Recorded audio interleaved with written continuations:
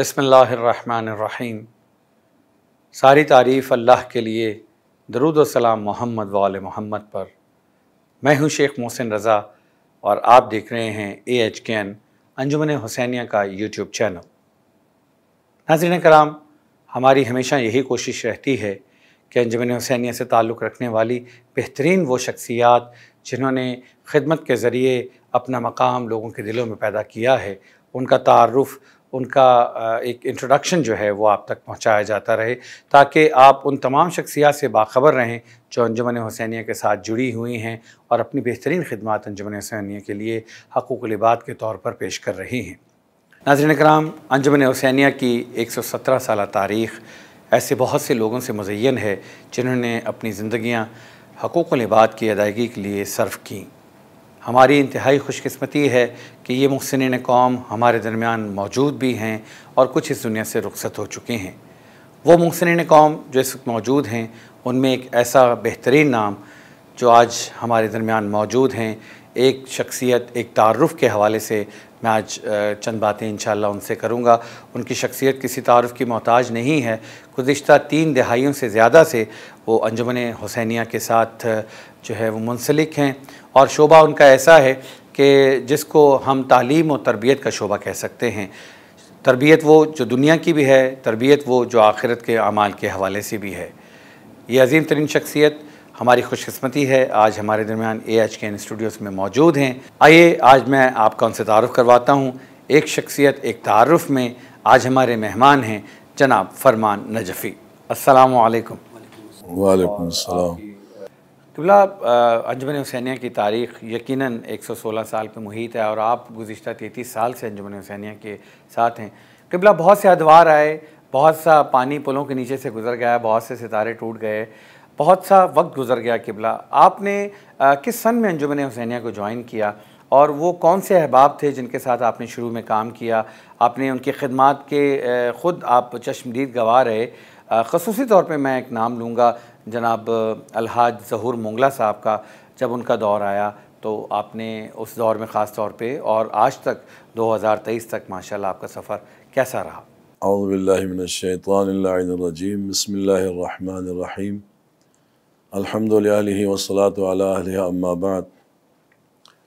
محسن بھائی، میرا تعلق گلگت بلتستان اسکردو شہر سے ہے،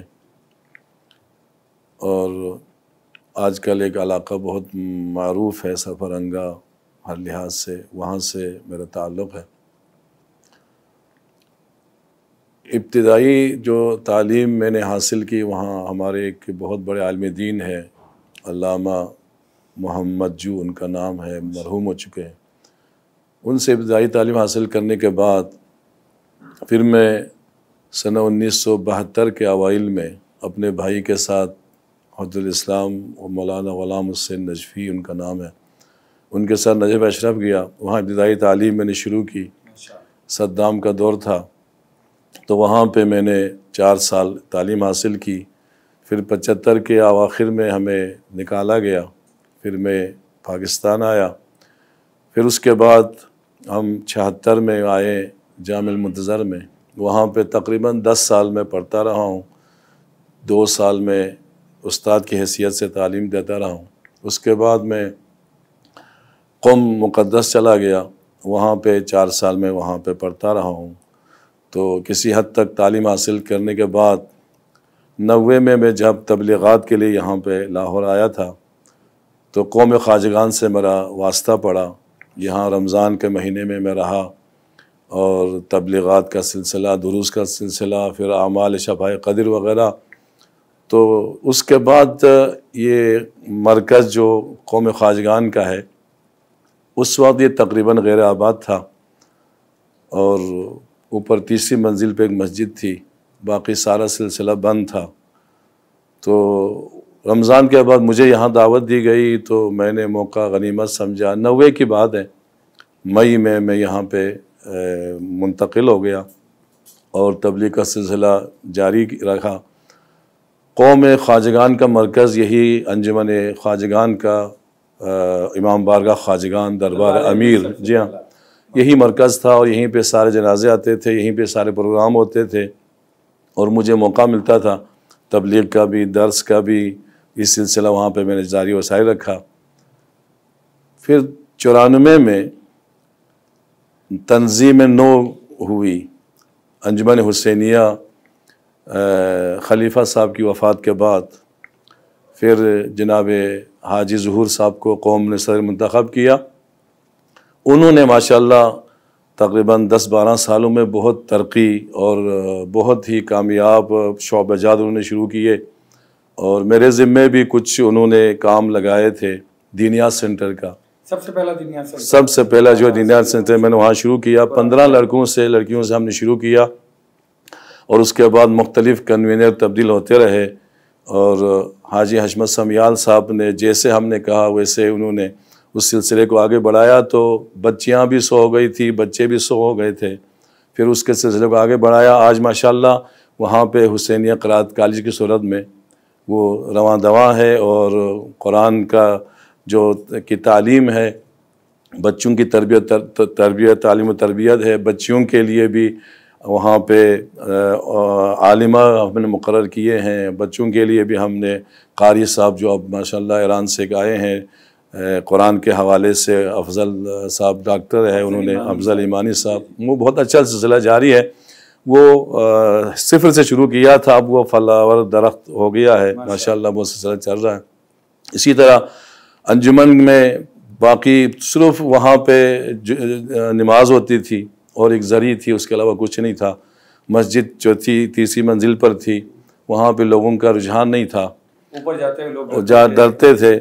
ہاں، اس کے بعد جب یہ ظہور صاحب کا دور آیا تو انہوں نے نیچے ایک جگہ خرید کے 11 مرلے کی جگہ پہ بہت بڑی مسجد بنائی، ماشاءاللہ عالی شان مسجد بنائی ہے۔ پہلے بہت محدود تعداد میں لوگ وہاں پہ آتے تھے، اب ماشاءاللہ بڑی رونق ہوتی ہے، اور تینوں ٹائم پہ وہاں پہ باجماعت نماز ہوتی ہے، پروگرام سارے ہوتے ہیں، اور انجمن کے سارے پروگرام بھی وہیں ہوتے تھے، تو مجھے بھی بہت موقع ملتا تھا۔ اور اس کے علاوہ یہاں پہ ایک شعبہ مصالحتی کمیٹی جو ہے انہوں نے قائم کیا تھا، اس میں مجھے وہ بٹھاتے تھے۔ شریعت کے حوالے سے، دین کے حوالے سے جو معاملات ہیں، طلاق کے معاملات آتے تھے، وراثت کے معاملات آتے تھے، میاں بیوی میں جھگڑے کے مسائل آتے تھے، اور اسی طرح آپس میں اختلافات، یہاں تک جن لوگوں میں گولیاں چلی تھی ان میں بھی مصالحت ہو کے انجمن کا شکریہ ادا کر کے چلے جاتے تھے۔ اور یہ کہ وہاں پہ امیر علی صاحب صدقے والے تھے، واجد صاحب تھے، یہ بزرگان جو اس دنیا چلے گئے، اللہ ان کو غریق رحمت کرے، تو انہوں نے اس سلسلہ جاری رکھا تھا۔ یہ شعبہ آج بھی ماشاءاللہ سلسلہ جاری و ساری ہے۔ اور جب میں آیا تھا وہاں پہ کوئی ایسا سلسلہ نہیں تھا، لیکن جب اس سلسلہ شروع کیا بزرگان نے، پہلے کہتے تھے کہ شفیع صاحب تھے یا دوسرے مثلا ظہیر صاحب تھے، اللہ ان کو غریق رحمت کریں، ظہیر جاوید صاحب تھے، انہوں نے بڑی خدمات انجام دی ہیں۔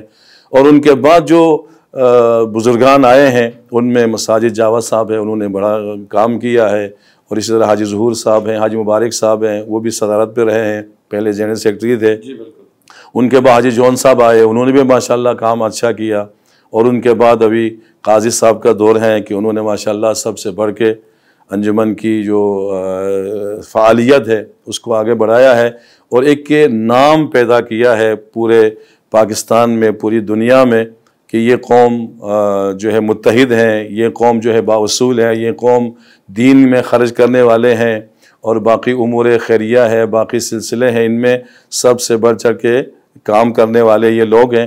تو یہ لوگوں کے اتحاد اتفاق کی وجہ سے اور خدمت خلق اور للہیت کی وجہ سے یہ ترقی اور یہ تکامل اور یہ سلسلہ جاری و ساری ہے۔ تو پہلے وہاں پہ مرکز تھا دربار امیر میں، اب یہ مرکز یہاں پہ قومی مرکز میں 15 شاہ جمال منتقل ہوا ہے، تو اب بھی وہی مرکز ہے، لیکن یہاں پہ زیادہ چونکہ سہولیات ہیں تو اس وجہ سے یہاں زیادہ سلسلہ ہے، وہاں بھی وقتاً فوقتاً دین کے مسائل اور سلسلہ انجمن کے فعالیت وہاں پہ ہوتی رہتی ہے۔ دربار امیر جب میں آیا تھا تو وہاں پہ کوئی سلسلہ نہیں تھا، نہ دینیات سینٹر کا سلسلہ تھا، نہ نماز کا باقاعدہ پروگرام تھا، اور اسی طرح بس جیسے چلتا تھا چل رہا تھا۔ لیکن اس کے بعد جب حاجی ظہور صاحب نے یہ منصب سنبھالا تو ماشاءاللہ دینیات سینٹر کا سلسلہ شروع ہو گیا، مسجد پھر نیچے آ گئی اور بہترین مسجد بنی۔ میرے لیے گھر نہیں تھا، وہ بہترین گھر انہوں نے بنا کے دیا، اور درگاہ بطول کو بھی ساتھ ساتھ انہوں نے سلسلہ ہے، وہاں بچوں کا سلسلہ ہے، وہاں میں دیر تک درس بھی دیتا رہا ہوں۔ تو اسی طرح پھر مسجد کے لیے انہوں نے امام بارہ کے لیے الگ کنوینر بنایا، جنہوں نے مسجد کے سارے امور کو دیکھا، اور مختلف کنوینر آتے رہے جاتے رہے۔ اب ماشاءاللہ 4-5 سال سے جناب کاشف صاحب جو ہے وہ وہاں پہ کنوینر ہے، اور باقاعدہ نماز کے لیے بھی آ جاتے ہیں اور مسائل بھی سنتے ہیں اور مسائل حل بھی کرتے ہیں۔ تو اس وجہ سے نمازیں بھی خوش ہیں اور سلسلہ بھی صحیح چل رہا ہے۔ تو اسی طرح مصالحتی کمیٹی کا جو پہلے وہاں پہ ہوتا تھا، وہاں پہ سلسلہ بہتر چل رہا تھا، اب یہاں کوئی مرکز میں سلسلہ چل رہا ہے، تو یہاں بھی ماشاءاللہ بہتر چل رہا ہے۔ تو اسی طرح باقی شعبہ جات ہیں، مثلا یہ جو بیت المال کا شعبہ ہے ماشاءاللہ بہت اچھا ہے، اور مصالحتی کمیٹی کا ہے، اور کیم سکول جو وہاں پہ بنا ہے، کیم سکول جو بنا ہے اور علم کی روشنی ہے، وہاں پہ ماشاءاللہ غریب غربا کے لیے بھی سہولت ہے، وہاں پہ مفت ان کو تعلیم دی جاتی ہے۔ اب جو نئی عمارت بن رہی ہے اس کے بعد اور زیادہ انشاءاللہ اس میں کامیابی ہوگی۔ وہاں یہ جو اپنے کنوینر جو صاحب ہیں ان کے جو خرم صاحب، ٹھیک ہے جی، خرم صاحب ان کا نام ہے، خاور رضا صاحب، جی جی، وہ انشاءاللہ ماشاءاللہ بہت بہترین کام کر رہے ہیں، اور تعلیمی سلسلے اندرونی شہر میں تعلیمی جو معیار ہے نا، اس کو اس سکول کی وجہ سے نا، کیم سسٹم کی وجہ سے ایک مقام ملا ہے اور ایک معیار بن گیا ہے۔ تو یہ سب کچھ انجمن کی فعالیت ہے، اور انجمن میں اخلاص اور الہیت کے ساتھ جو کام ہو رہا ہے، دنیاوی لحاظ سے تو کوئی سلسلہ نہیں ہے، لیکن یہ اپنی آخرت کے لیے، للہیت کے لیے جب کام کر رہے ہیں تو اس میں اللہ خود مدد کرتا ہے، اور معصومین کی سیرت کے مطابق چلیں تو اس مدد الہی سے، نصرت الہی سے ہر کام میں اللہ تعالیٰ کامیابی عطا کر دیتا ہے۔ اچھا قبلہ، قرآن فہمی کے حوالے سے آپ نے انجمن حسینیہ میں جو ایک شوق، ایک جذبہ ہے، وہ افراد قوم میں کیسا پایا آپ نے کہ ماشاءاللہ قرآن کی جانب لوگوں کی توجہ کس قدر ہے؟ والدین اپنے بچوں کی تربیت کے حوالے سے، قرآن فہمی کے حوالے سے کس قدر کانشیس ہیں، کس قدر بیدار ہیں؟ تو اس حوالے سے کچھ بتائیے گا۔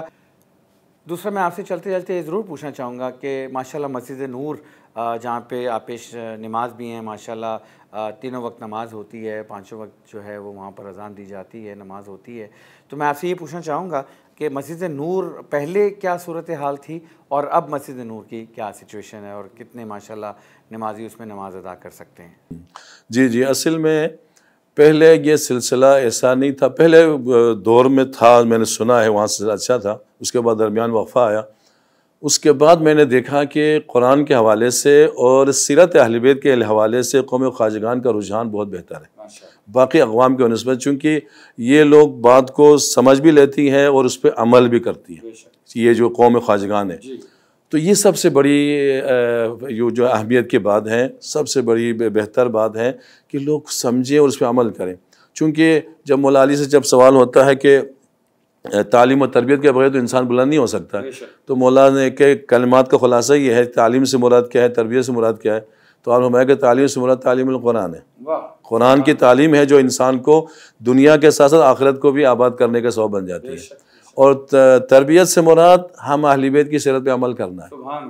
یہ دونوں اس قوم خواجگان میں ماشاءاللہ بہتر انداز سے ہیں، اور ہاں جی میں نے دیکھا وہاں بھی سلسلہ چل رہا ہے، یہاں بھی جو اجتماعی پروگرام ہو رہے ہیں وہاں بھی ہو رہے ہیں، اعمال ہو رہے ہیں، دعائیں ہیں، مساجد میں ہیں، اور جہاں پہ وہاں پہ انجمن کی طرف سے ولادت شہادت پہ ایام ہوتے ہیں، وہاں خود نمازیوں میں بھی اتنا شعور پیدا ہو گیا، جذبہ پیدا ہو گیا، وہ نماز فجر کے بعد ماشاءاللہ ہر پروگرام رکھتے ہیں، تو وہاں بڑی رونق ہو جاتی ہے۔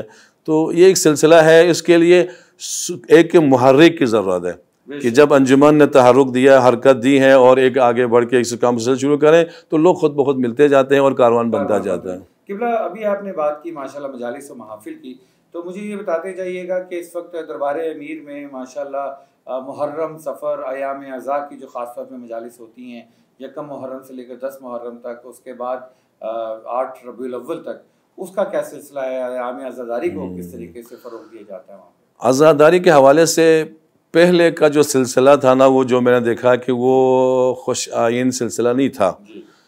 اب جو سلسلہ ہے نا وہ بہت بہتر ہے، چونکہ یہاں علماء حق کو بلایا جاتا ہے، تبلیغی علماء کو بلایا جاتا ہے، درسی علماء کو بلایا جاتا ہے، یہاں پہ کچھ ملتا ہے کہ جب مثلا محرم میں صبح شام دونوں مجالس ہوتی ہے، اس کے علاوہ ولادت شہادت پہ وہاں پہ پروگرام ہوتا ہے، عیدیں مثلا جلسے ہوتے ہیں، مجالس ہوتی ہے، تو کوشش یہ ہے بالخصوص اس دور میں، قائد صاحب کے دور میں، ان علماء کو بلایا گیا ہے جو درسی ہے، جو دین بتاتے ہیں، امر بالمعروف کرتے ہیں، نہی عن المنکر کرتے ہیں، تربیت کے حوالے سے مقصد شہادت کے مطابق وہ جو ہے تبلیغ کرتے ہیں۔ اس سے فائدہ یہ ہوتا ہے کہ لوگ حسینی بن کے نکلتے ہیں۔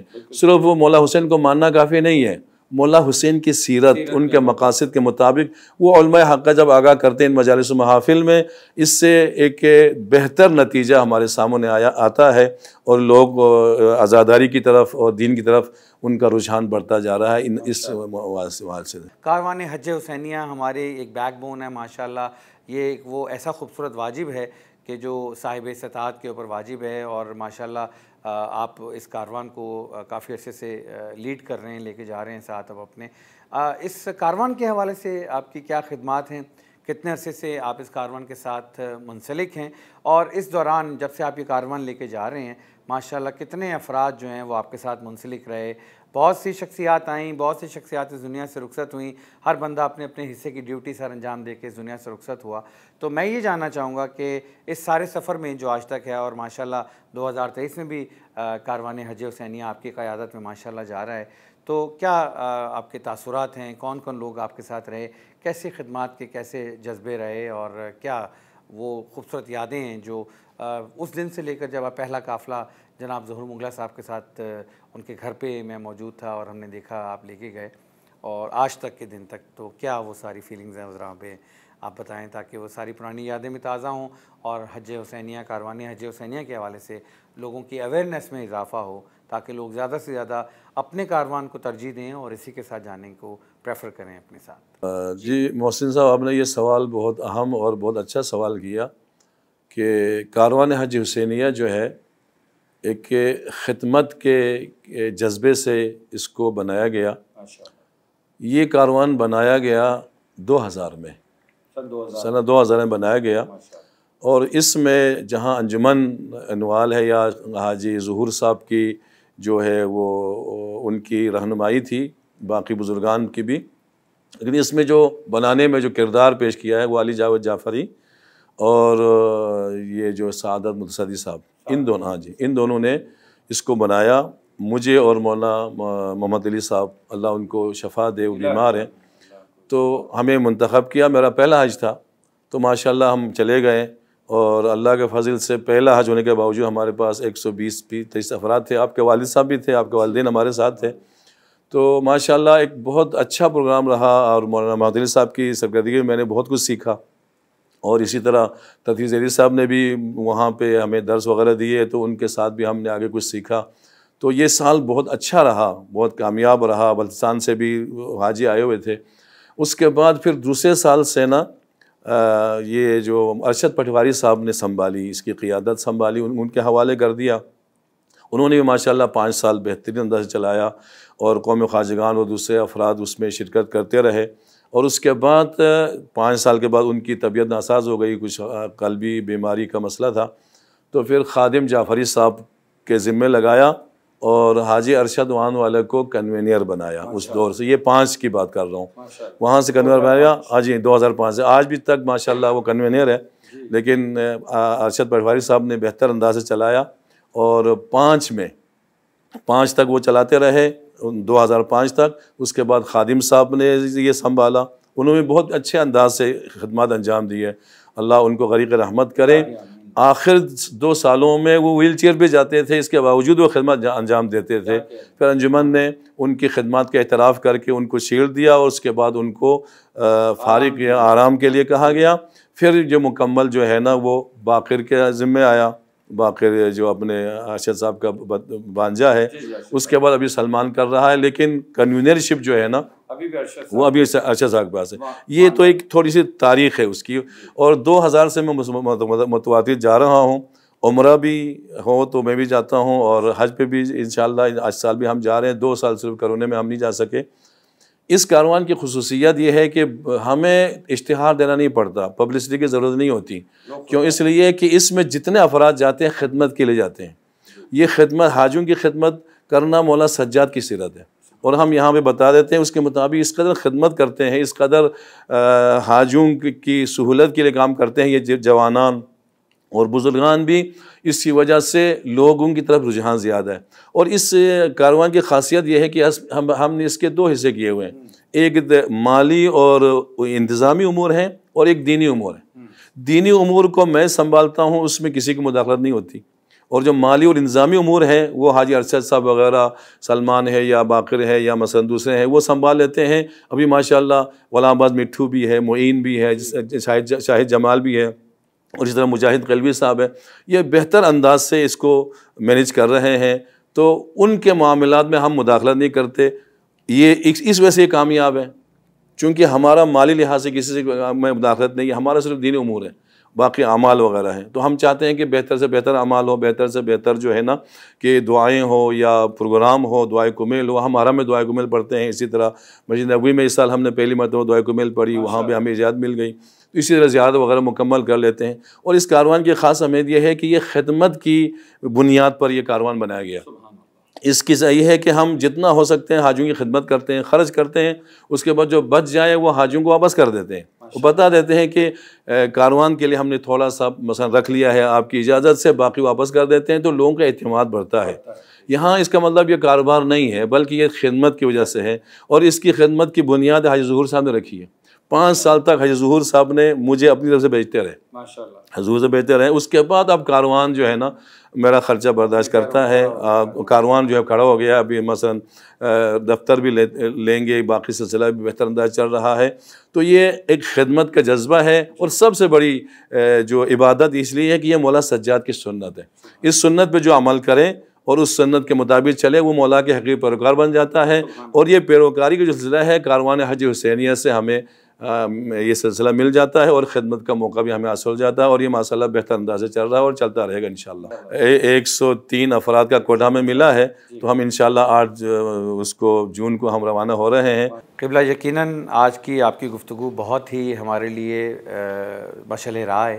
آپ نے جس طریقے سے انجمن حسینیہ کی بریفلی بہت ہی کم وقت میں بہت ساری ماشاءاللہ خوبصورت باتیں ہمیں بتائیں، خصوصاً کاروان حج حسینیہ، شعبہ مصالحت، اور وہ شخصیات جن کے ساتھ آپ ماشاءاللہ خدمات سر انجام دے چکے ہیں، جو اب ہم میں نہیں ہیں لیکن ان کی یادیں ہمارے ذہنوں میں تازہ ہیں۔ آپ نے بہت عمدہ طریقے سے ماشاءاللہ اس ساری سچویشن کی نمائندگی کی ہے آج۔ قبلہ چلتے چلتے میری یہ خواہش ہے، ہم کوشش کرتے ہیں کہ ایک شخصیت ایک تعارف میں ہم اپنے مہمان سے چلتے چلتے ایک پیغام ضرور لیں، کیونکہ بہت سی خدمات ہوتی ہیں، بہت سا تجربہ ہوتا ہے، تو ہماری یہ خواہش ہوتی ہے کہ جو بھی صاحب ہمارے ساتھ ہوں وہ اپنی خدمات اور اپنے جو جتنا بھی ان کا تجربہ ہے اس کے حوالے سے قوم کے ساتھ کوئی مفید بات کر سکیں، کوئی قوم کو مفید پیغام دے سکیں۔ تو میری خواہش ہے کہ آپ چلتے چلتے حرف آخر کے طور پر ایک پیغام قوم خواجگان کے لیے عمومی طور پر اور پوری امت مسلمہ کے لیے خصوصی طور پر ایک پیغام آپ ریکارڈ کروائیں۔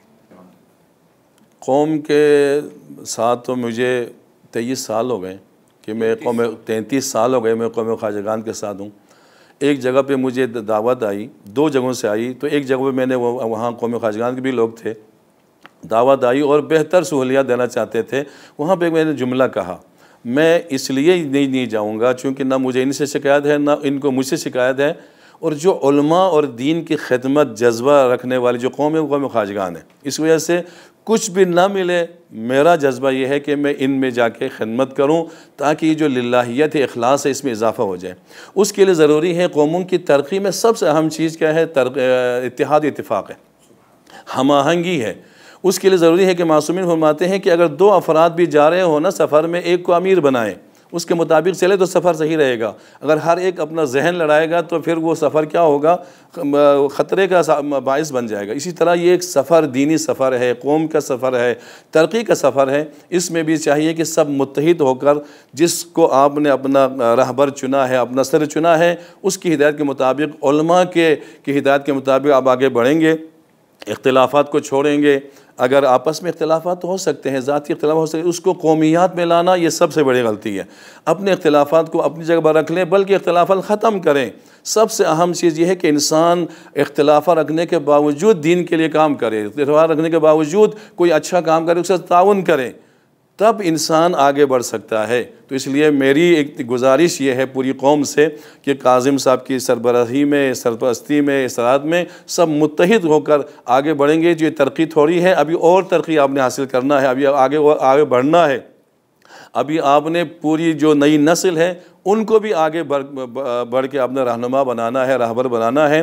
اس کے لیے ضروری ہے کہ اتحاد و اتفاق کے ساتھ ایک تو یہ ہے کہ متحد رہیں، ایک یہ ہے کہ اپنا مال خدا کی راہ میں خرچ کریں۔ اپنا مال جناب ختیجہ کے مال سے اسلام کو یہاں تک ترقی ملی ہے، تو ہمارا مال تو ان کی امانت ہے کہ اس راہ میں ہم خرچ کریں گے تو ہمیں بھی ترقی ملے گی اور قوم کو بھی ترقی ملے گی، دنیا کے ساتھ ہماری آخرت بھی آباد ہوگی۔ اور یہی ہمارا مقصد ہے کہ ہم دنیا کے ساتھ بھی آباد ہو جائے، آخرت بھی آباد ہو جائے۔ معصوم فرماتے ہیں اگر تم چاہتے ہو دنیا کو آباد کرنا ہے تو تم اپنی آخرت کو آباد کرو، خدا تمہاری دنیا کو آباد کرے گا۔ تو انشاءاللہ قوم اسی نہج پہ آگے بڑھے گی تو ترقی و تکامل کی راہ اور وسیع ہو جائے گی انشاءاللہ۔ جی ماشاءاللہ قبلہ، بہت ہی بہترین پیغام، اور یقیناً یہ ہر صاحب بصیرت کے لیے یہ پیغام ہے، اور ہر وہ شخص جو ایک ویژن رکھتا ہے، جو ایک سوچ رکھتا ہے تعمیری اور مثبت سوچ، اس کے لیے آپ کا یہ پیغام یقیناً بہت اہم ہے۔ میں تہہ دل سے ممنون و مشکور ہوں قبلہ، آپ نے پہلے بھی ہمیں ہمیشہ بہت عمدہ طریقے سے گائیڈ کیا، ہماری تربیت کی، اور اب بھی اس سفر کو آپ جاری رکھے ہوئے۔ اللہ تعالیٰ آپ کو صحت، زندگی، قوت، طاقت، توانائی دے تاکہ آپ جو ہے وہ ماشاءاللہ اس سارے کارواں کو لیڈ کرتے رہیں۔ ایک مرتبہ پھر میں آپ کا تہہ دل سے ممنون و مشکور ہوں۔